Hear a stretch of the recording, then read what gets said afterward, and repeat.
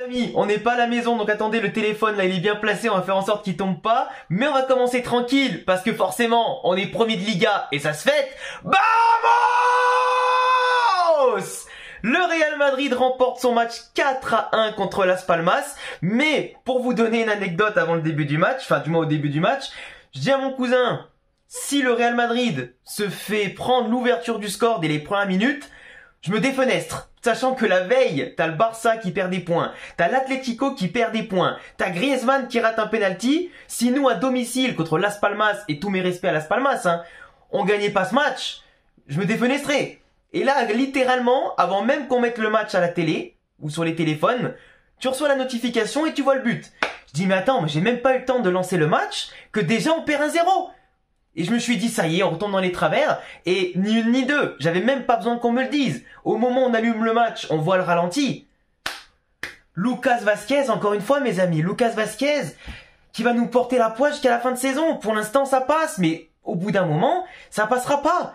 On s'est déjà fait assez humilier comme ça les derniers temps avec le Barça et tout. Mais encore une fois, lui, il n'est pas capable aujourd'hui, en tant que latéral, en tout cas, enfin, ailier reconverti latéral, de prendre son putain de marquage au second poteau. C'est quand même hallucinant que le Real Madrid prend énormément de buts sur des lenteurs de la défense, des erreurs de merde et surtout sur les centres. On le voit à chaque fois, même moi je vous le dis, à tous les avant-matchs que le Real Madrid, de la tête ou simplement dans les centres et dans notre dos, on pue la merde.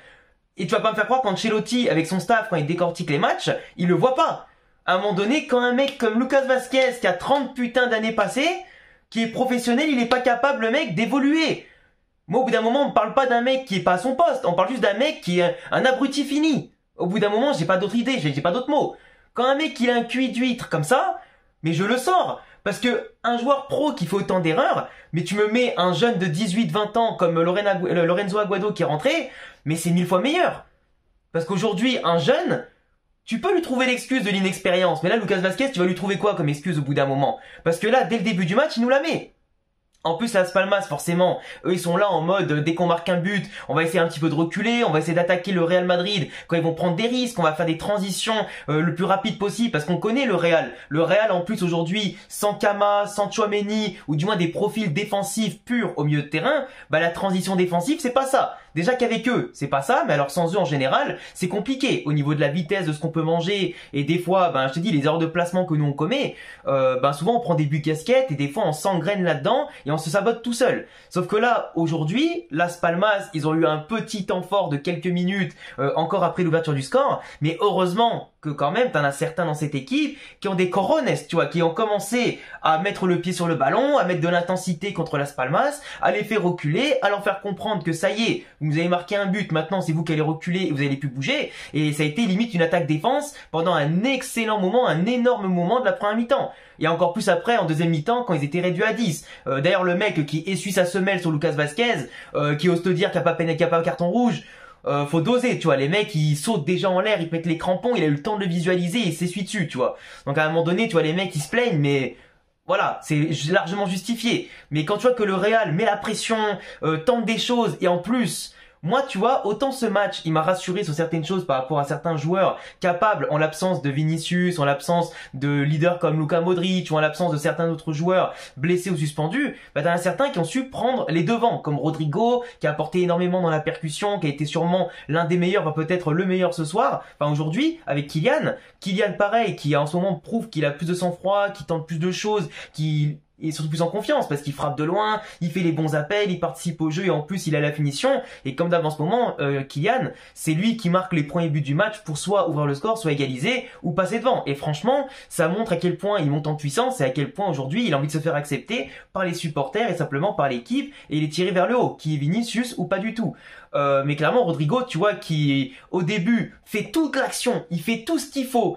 Il dribble tout le monde à 1-0, il la donne à Brahim qui les cache vides, ne marque pas.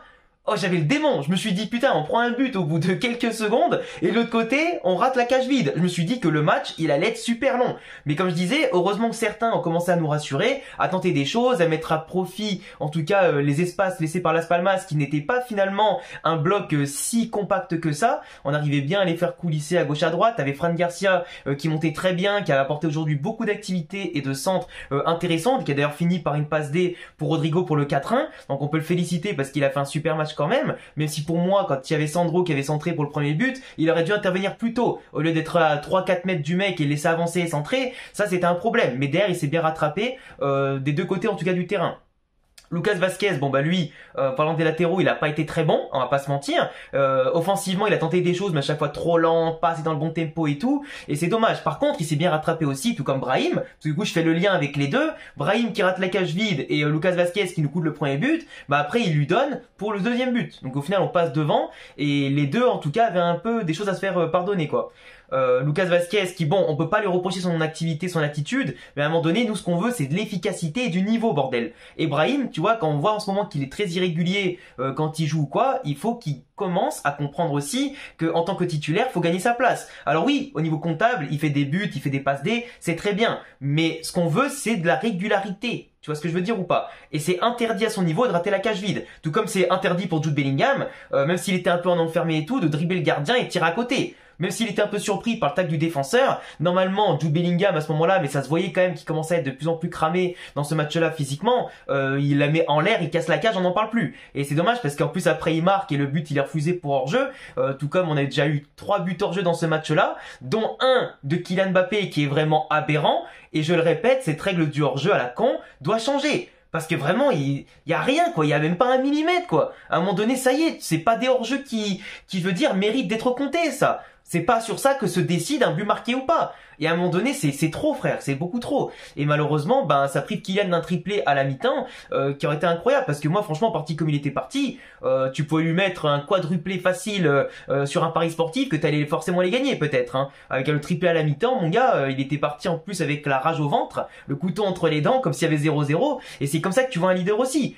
Kylian Mbappé, en vrai, quand il est en forme, même si on l'a beaucoup critiqué, dont moi-même, en début de saison, parce qu'il était vraiment mauvais, il mettait pas un pied devant l'autre, il était perdu sur le terrain, il combinait mal, il driblait mal et tout, là, le mec, il te montre que même sans Vinicius et tout, bah, il est capable de prendre les responsabilités. Le penalty, après derrière voilà ces frappes qu'il fait, le but notamment de Brahim qui vient d'une frappe à lui qui est repoussée par le gardien difficilement, tu vois il y a de l'activité et en plus les buts viennent de lui, donc au final même si en face ce n'est que Las Palmas et qu'on aurait aimé qu'il fasse ça contre le Barça par exemple, contre le Barça ça avait été le meilleur joueur du Real Madrid, après bon il avait été un peu abandonné par les autres, mais en tout cas c'est quand même de bons espoirs déjà de bien commencer l'année, 7 points d'avance sur le Barça, t'en prends 2 sur l'Atlético que d'ailleurs tu vas affronter dans 2 semaines, donc forcément la Liga peut arriver à un sacré tournant. Le Barça qui n'est pas régulier, qui n'a gagné qu'un match sur ses 8 derniers matchs de Liga, toi tu peux mettre un coup final en battant l'Atlético au derby. Une victoire que tu aurais dû avoir déjà au match aller, si tu fais pas un peu le con, tu vois.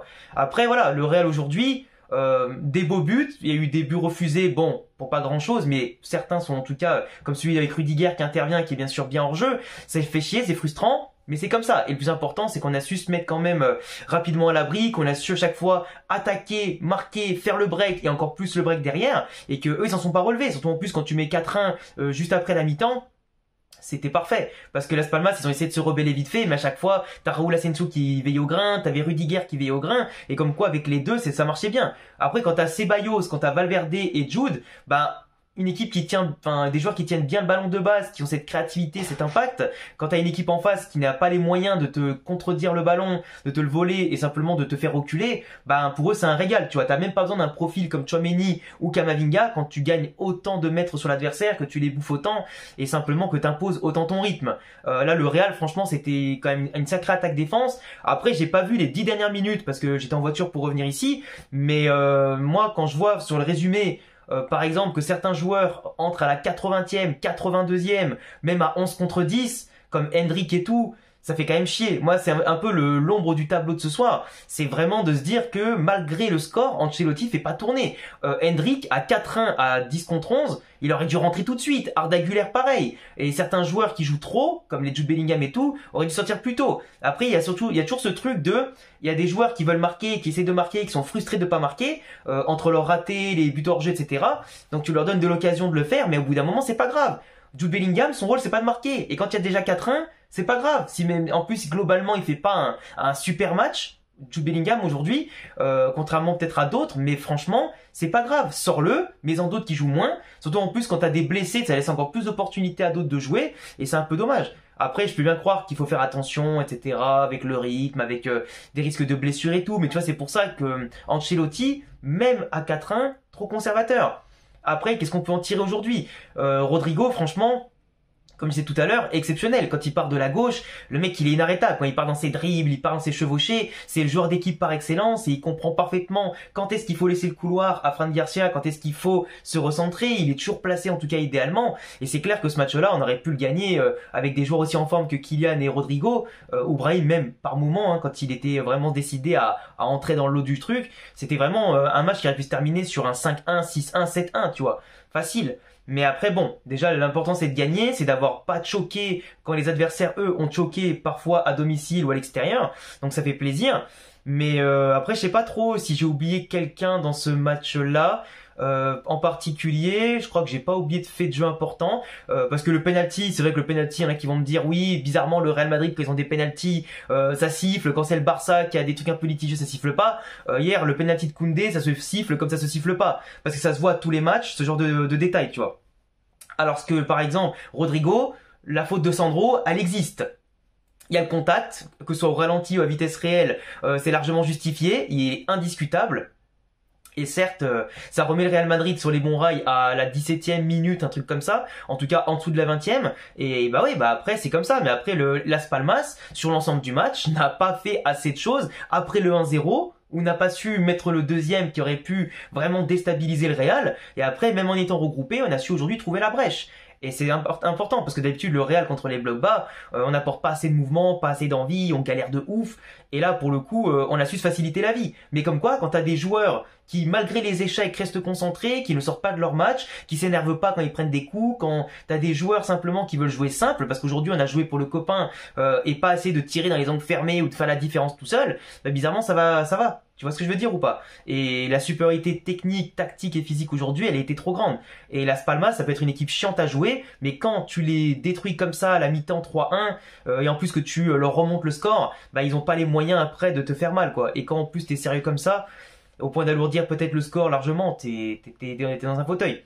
Enfin bref, je pense que j'ai pas oublié des thématiques importantes, c'est pas non plus un match ultra long à débriefer aujourd'hui, puis en plus j'ai pas mes diaporamas vu que je suis en déplacement, pour vous montrer certaines choses intéressantes. Peut-être que je le ferai pour demain, pour parler de quelques sujets. Demain il y a les tirages de la Copa del Rey pour les quarts de finale, donc on verra contre qui on va tomber. Et puis j'espère que le Real continuera sur cette lancée en Liga, et qu'on va se servir de cette victoire-là pour aller peut-être chercher des bonnes places en Ligue des Champions, en battant Salzbourg au milieu de semaine. Et voilà, on verra bien comment ça se situe. En tout cas, je crois qu'il n'y a pas eu de blessure aujourd'hui, je sais plus, je sais qu'il y en a certains qui ont fini avec des douleurs assez intéressantes, enfin importantes, à voir. Non, il n'y a pas eu de blessure ni rien, donc c'est plutôt cool. Et à voir en tout cas comment ça va se terminer et comment ça va se continuer. Et si les joueurs aujourd'hui pourront apporter un jeu encore plus fluide, un jeu beaucoup plus inspiré, ça serait quand même mieux. Enfin bref, je vous laisse vous abonner, cocher la cloche, me dire en commentaire qui est pour vous l'homme du match, même si je pense que tout le monde va dire Kylian Mbappé aujourd'hui ou Rodrigo assez facilement. Et puis comme d'habitude, hein, je vous laisse vous allez voir les vidéos qui sont sorties cette semaine et les prochaines qui vont arriver cette semaine. Et à bientôt. Ciao les gars.